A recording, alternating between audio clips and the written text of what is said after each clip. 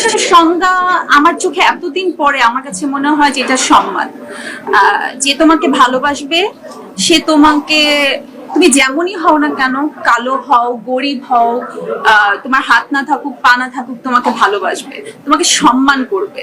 তো এটা আমার কাছে মনে হয় ভালোবাসা। এবং এই ভালোবাসার সবচেয়ে বড় পার্ট হচ্ছে সম্মান। যে সম্পর্কে আসলে সম্মান থাকে না সেই সম্পর্ককে আসলে ভালোবাসা না। ওই যে আমি সবাইকে বলবো প্রথম প্রথম তুলু তুলু, এই খাওয়া দাওয়া, এই গোলাপ ফুল দেওয়া, হোয়াটএভার, অনেক বছর পরে দেখা গেল সে তোমাকে গোলাপ ফুল দিচ্ছে না, কিন্তু তোমাকে অনেক সম্মান করে, ওটাও কিন্তু ভালোবাসা।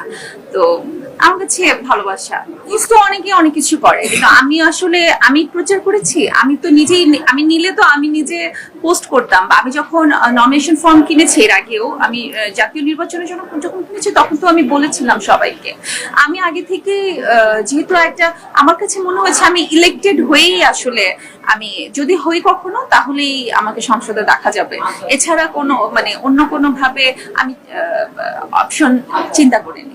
রাজনীতির মূলনীতি হচ্ছে মানুষের সেবা করা। আমি সিনেমাও করব, আমি মানুষের সেবা করব। শিল্পী সমিতি নির্বাচন করে কাউকে মানে জাতীয় নির্বাচন করতে হবে, আমার কাছে এটা মনে হয় না। আমার কাছে মনে হয় যে এটা যার যার যোগ্যতার বিষয় এবং এটা অভিজ্ঞতার বিষয়। অবশ্যই সে যেটা বোঝাতে চেয়েছে যে শিল্পী সমিতি নির্বাচন করলে একটা অভিজ্ঞতা হতো, সে অভিজ্ঞতাটা কাজে লাগানো যেত, এটা হতে পারে। তো ওই করা হয় নাই, বাট মানে দেখা যাক ভবিষ্যতে কি হয়। যারা আসলে এটা যার যার ব্যক্তিগত অধিকার, এটা প্রত্যেকটা নাগরিকের অধিকার। আমরা যারা চিত্রনায়িকা আছি বা যারা অভিনেত্রী আছি, আমরাও কিন্তু একটা মানে এত বছর অভিনয় করেছি, এটাও কিন্তু একটা সার্ভ, মানুষকে সার্ভ করা। আমরা কিন্তু মানে কি বলে একদম নতুন হলে এটা সম্ভব ছিল না, আমাদেরকে কিন্তু মানুষ চেনে।